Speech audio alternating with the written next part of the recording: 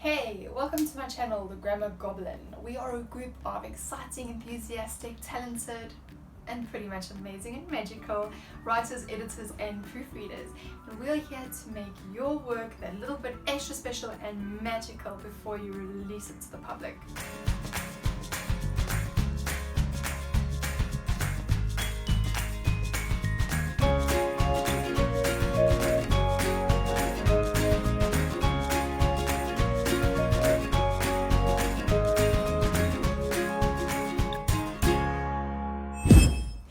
Today we're going to be talking about music and how music is magic.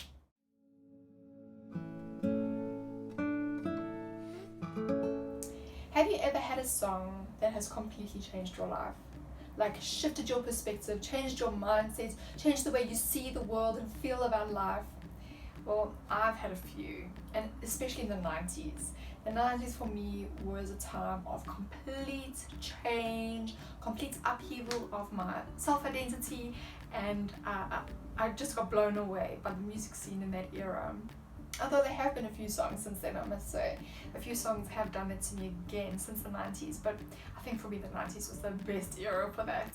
So yeah, I really believe that music has the power to change your life, change your perspective, and to change your whole mindset, and everything you stood for before might just change with it. So no matter what kind of music you're personally into, I think we all know that music can also shift our moods, even if it's just for a few minutes or a few hours. I mean, music can show someone that you love them, it can help you cry it out when you're grieving something, it can help you through your anger, or it can lift your mood when you're feeling a little bit down. So music really is magic. In fact, I think music is pure magic.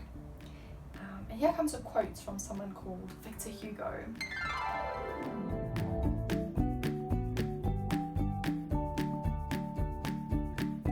So now my question is this: how can listening to music affect your writing? Well, here's another quote. Heinrich Heine, I think I'm saying that correctly, said, "Where words leave off, music begins." Now, although I do agree with that, I also feel like words and music can very often merge, and I don't just mean in songs with lyrics. I mean that music and literacy and literature are pretty much the same thing, just said in different languages. Let's have a look at why. So having meaningful experiences with music can really help you to engage with other humans and your own emotions on a much deeper and meaningful way. So you know that our existence is in many different levels, and if you want to have deep and meaningful connections with people, you need to be able to delve a little bit more deeply within yourself. Now, music often helps us to do that. Doesn't matter the genre of music, doesn't matter the style, but many times music helps us to dig up and feel emotions very deeply, and that helps us to have more sincere connections with people because we can understand the human condition a little bit more deeply. There are even some studies that have been done that have shown that music can alter your brain waves. Now, there has often been phases or fads of people wanting to buy or sell binaural beats, and that was considered to be the only way that music or sound waves could be used to alter your brain waves. But studies have shown that actually that's not the case. It's actually shown that any music that you enjoy can activate different parts of your brain and so change your brain waves. Music can either calm you down, pep you up, help you sleep, relieve anxiety, make you happy, whatever the case may be. And many times the studies done on this in the past have been with classical music, particularly one of Mozart's pieces. Actually, it turns out that any music that you enjoy will stimulate those parts of your brain. So isn't that quite amazing? That listening to music can actually change your brain waves. Now, of course, many people have done studies and shown that listening to Mozart in particular can help with concentration. For me, that doesn't work because when I start listening to classical music or music in general, I just go off into the music vibe and I can't really work. So for me, I need silence. But for a lot of people, they say that does work for them. So that's quite amazing. So there's quite a famous British neurologist called Oliver Sacks, and he was quoted to say, I'm just going to read it so I don't get it wrong. He said, "Our auditory systems, our nervous systems, are tuned for music. Perhaps we're a musical species no less than a linguistic one. Now that to me is very interesting because I'm very passionate about music and I'm also very passionate about writing and reading. So for me, for the two to merge just makes absolute sense. Now what these people did in this study, and I'll put a link in the description below that you can read the study for yourself, it's very interesting, is they used EEGs to actually map what happens in the brain when different music or different stimuli were produced. And it's very interesting to see how your brain reacts to different music. So that's something to think about. If you're wanting to engage with people or if you're wanting to stimulate your own creativity, music is one way of doing it. Like I said, music is magic. So that's one aspect. Listening to music can help you with your writing because it can help you to be more creative, help you to calm down, help you to get a good night's sleep, or help to cheer you up, get you going. But how does playing a musical instrument affect your writing? So it turns out that music and writing or literature have quite a lot of things in common. So what we're going to do now is we're going to go through a list of a few things that writing and music have in common and how playing a musical instrument can help you improve your writing. So the first thing that music and writing have in common is discipline. When you start to learn a musical instrument, you have to go to lessons, you have to be taught a certain skill or a certain thing that you're learning or technique. You have to go home and you have to practice that. You have to make sure you do it without fail at a certain time every day, and then you have to go back to your lesson where you have to receive constructive criticism. That's really hard. And then you have to use that constructive criticism to go back home, try again, and go back the next week for your lesson. That is discipline. And you know what? Writing is the same. Whether you're writing a book or you're writing social media little snippets, you have to be able to take the constructive criticism and you have to also keep writing and keep trying to improve. It also helps to keep things regular. That discipline will help you to keep writing and keep getting better. Number 2 is practice. Practice.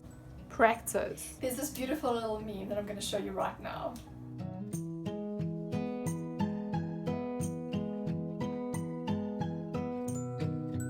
And it's so true. How many times do we see someone really succeeding in something and we think, wow, they've got real raw talent for that. Meantime, in the background, they've been working their butts off to get there. Practice, practice, practice. It's the same for music as for writing. The more you do it, the better you'll become. You know the old adage, practice makes perfect.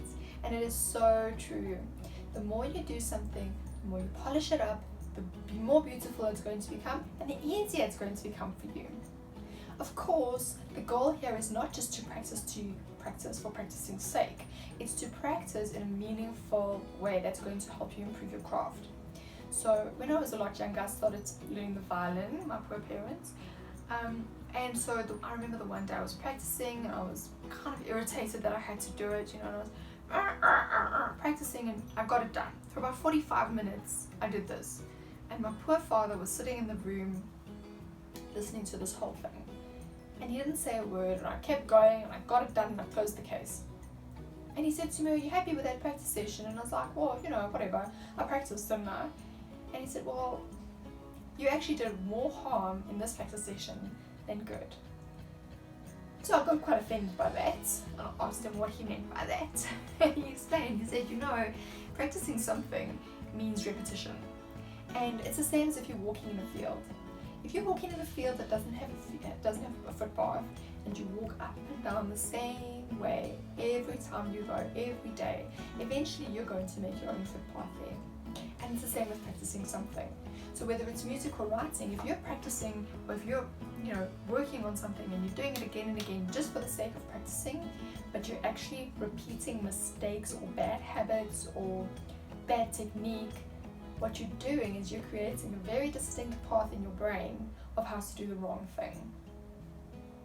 I mean, the poor man, I gave him quite a lot of attitude, but that little snippet of wisdom has really stuck with me and has really helped me to make sure that when I'm practicing something, anything, I make sure that it's a worthwhile thing that I'm doing. Otherwise it's a waste of time. You're literally doing more harm than good. Music actually has quite a lot of elements that are very, very similar to writing.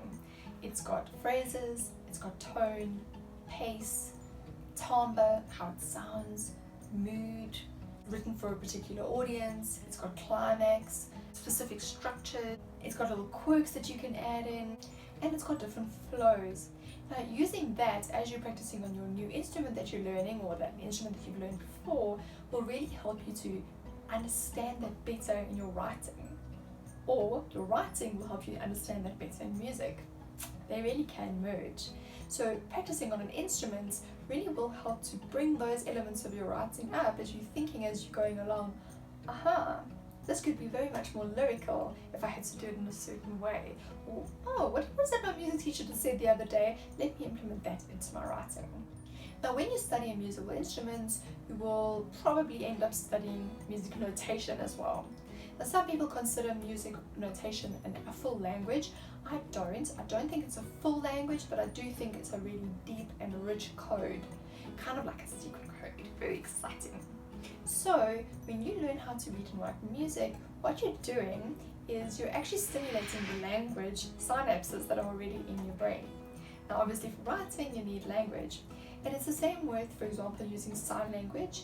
It doesn't inhibit your spoken or written language, it actually enhances it, because language is language in your brain. So no matter what other language you're using, as well as your original writing or spoken language, in this case let's use English, let's say you're speaking Bulgarian, whether you're speaking and using Bulgarian or English, it's going to really strengthen those language synapses in your brain. The same goes for music. When you're using music as a language, as a written notation, it also helps to stimulate those language synapses in your brain and helps your language improve in general. That's quite amazing. So the last thing I'm going to say in this list of why it's really good to learn a musical instrument to help your writing is that because music and writing are so similar, they really can enhance each other. A colleague said to me the other day, in order to learn something new, you need to have a bed of knowledge already, so that when you learn something new, you're putting it on top of the bed of language, and so you can scaffold your knowledge going up, right? Now this really, I think, applies to this, because let's say you're now going to start learning your musical instruments.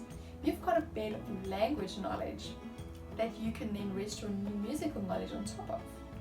Now as you start learning more about musical knowledge, you can then learn more about language and rest that on top of your musical knowledge. So because they're so similar, you're actually learning a lot more and developing a lot more quickly, and you're actually able to take in a lot more knowledge and keep it and assimilate it into your life. So your writing rests on your bed of music, and your music rests on a bed of writing, and so it goes as you become the greatest writer and musician on earth. Well, that's the dream, isn't it? My point is that learning a musical instrument really can be beneficial for your writing, for all these reasons that I've just listed. And of course, it just makes us happy, doesn't it? To learn something new, to try something different, and especially in this time, the world's kind of on lockdown, you're kind of stuck indoors anyway. Why not just take up the musical instruments? You can use YouTube, you can get a book, you can get ebooks, learn a musical instrument, learn how to read and write music, and you might just find that your writing really improves too.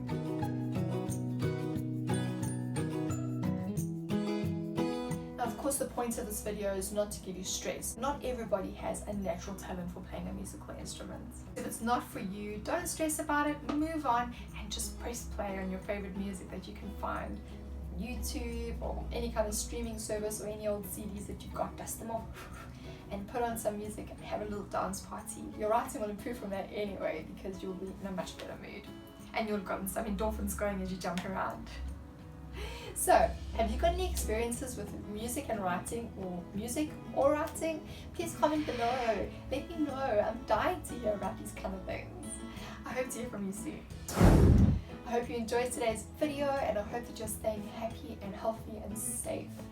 Please don't forget to give us a thumbs up for this video, and hit the subscribe and notification bell if you haven't already. And of course, if you'd like to get in touch with the Grammar Goblin for any writing, editing or proofreading needs, you can just have a look in the description below and give us a shout on our website. Otherwise, leave a comment here. Okay, that's it for today. Have an awesome week, and we'll see you next Friday. Cheers.